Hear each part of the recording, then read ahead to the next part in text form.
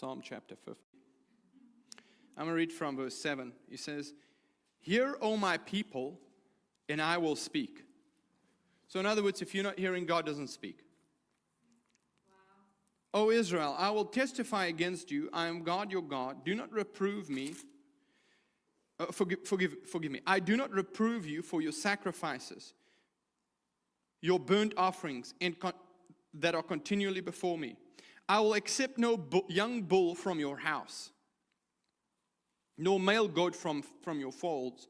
For every beast of the forest is mine." Yeah, amen. You're giving something to God that already. So let me explain something to you. What this is saying is, when you start giving to God, when your finances start worshiping God, it's not to buy your righteousness. Why? Because the blood of Christ bought your righteousness. So that's not why we do that. You understand what I'm saying?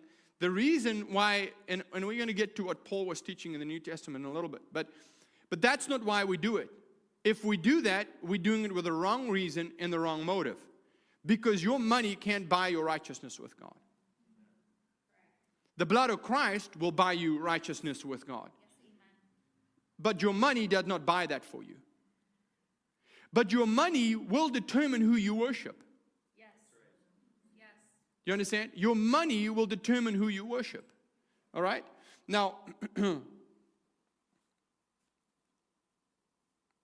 verse 9, "I will accept no young bull from your house, no male goat from your folds, for every beast of the forest is mine." So again, he says it all's mine. All belongs to God anyway, you understand? "And the cattle on 1,000 hills." Now remember, in the Old Testament, like in some other parts of the world, even till today, cattle is a symbol of wealth. I mean, maybe if you go out west, you'll find that kind of thing too. But anyway, right? So here's the point of it.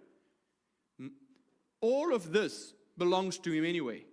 You're not giving anything from your possession to God. Nothing. You might be thinking you are, but that's one of the first things you need to get free from. It ain't yours to start off with.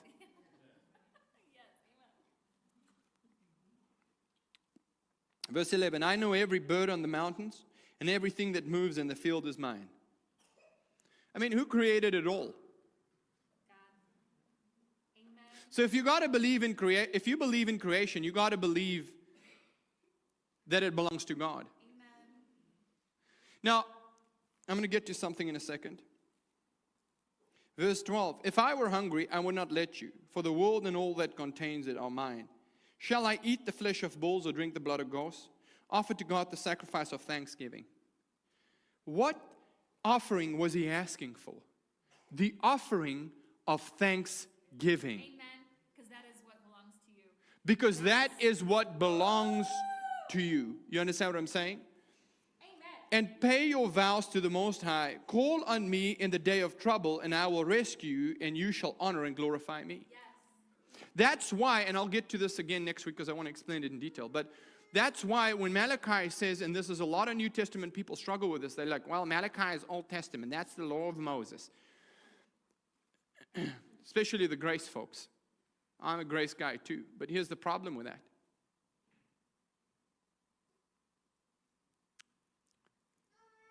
What it's saying here, right here, I want you to understand this. What it's saying right here is that your money, you're not buying God with it. You're giving an offering of praise and thanksgiving. Yes. You understand what I'm saying? It's an offering of praise and thanksgiving. And you're giving, so what does Malachi say? "You are cursed with a curse because you have robbed me, even the whole house of Israel." Now, robbing is not the same as stealing. Stealing means I sneak into your house in the middle of the night and I take something without you noticing. Robbing means I take a baseball bat, I come in, I club you over the head, and I take things by force. Yes. That's the difference between stealing and robbing. God didn't say in Malachi, "You steal from me." He said, "You rob me. You take it by force." Why did you take it by force? Because it was never yours.